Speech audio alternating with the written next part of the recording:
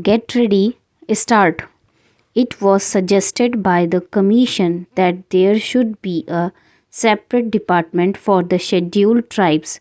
This matter was considered in the conference, but it was generally felt that if the scheduled castes and the scheduled tribes are separated to be dealt with by different departments, there will be a good deal of duplication of work because two sets of officers will have to traverse the same area and more or less consider the same problems. It was therefore the unanimous opinion of the Conference of State Ministers that one department should deal with the problems of the scheduled castes and the scheduled tribes, and it was also agreed that there should be a separate directorate for the same. If there is a separate directorate, then it can concentrate on problems concerning the scheduled tribes. It was also suggested that this directorate, which will have to be set up in all the states and especially in states where the population of the scheduled tribes exceeds 1 million, should also look after the work relating to the denotified and the nomadic tribes in addition to, as I said, the work relating to the scheduled tribes. The conference was in favor of having tribes advisory councils to advise on the protection and development of the scheduled tribes in all the states and union territories, whether they have scheduled areas or not. The House, I am sure, is aware that there are scheduled areas and non scheduled areas. Even in non scheduled areas, a large number of scheduled tribes live, but for the special programs we have dedicated to concentrate on the scheduled areas first. I shall come to that point later on, but I also merely mentioning that the scheduled tribes live both in scheduled areas and in non scheduled areas.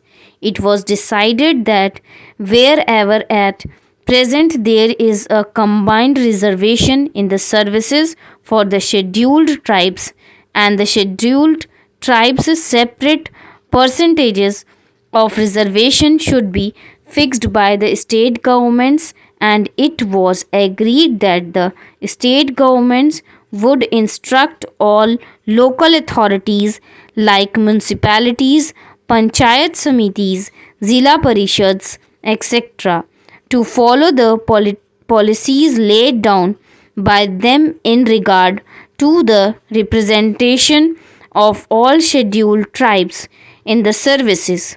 It was decided to have a small committee of officials from the tribal welfare department and the different departments at the state level to ensure coordination.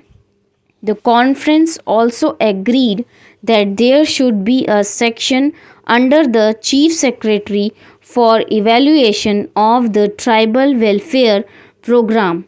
If all these and other decisions taken at the conference and implemented with speed, as it is hoped they will be there will be considerable improvement of the conditions which exist at present. I also want to mention, madam, that we were told in the conference that this work was going to be entrusted to the Zilla Parishads and Panchayats, and some of the schemes which have to be implemented in the rural areas will be executed by the Panchayats and the Zilla Parishads. Well, I welcome this suggestion, but I only wanted to caution the district authorities and the state governments not to leave everything to the Zilla Parishads and Panchayats and have no supervision and watch over their work.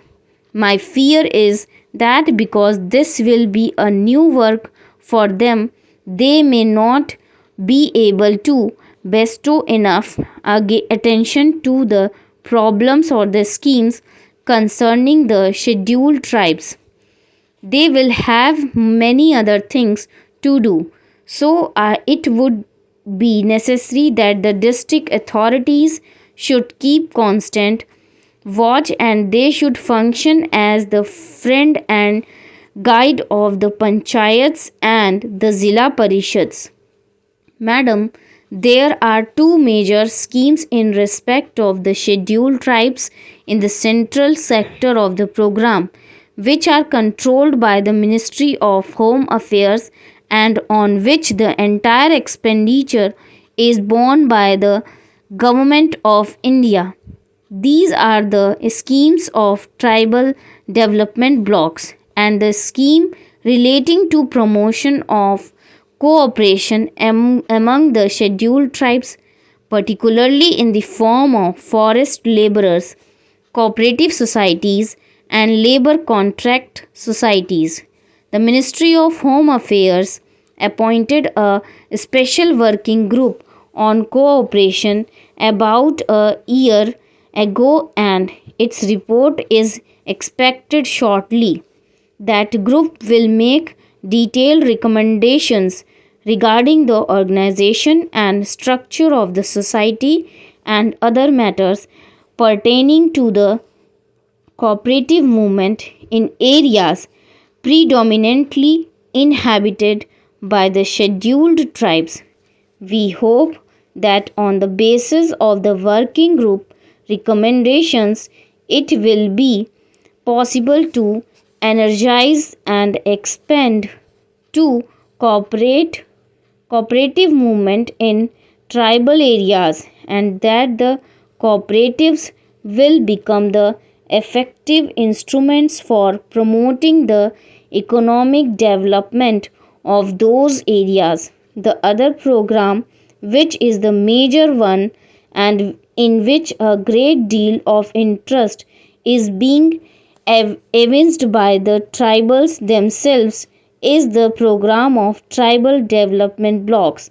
The commission have recommended that all tribal areas, whether they are scheduled areas or not, with a concentration of tribal population exceeding 50%, should be brought under the tribal blocks. Full stop.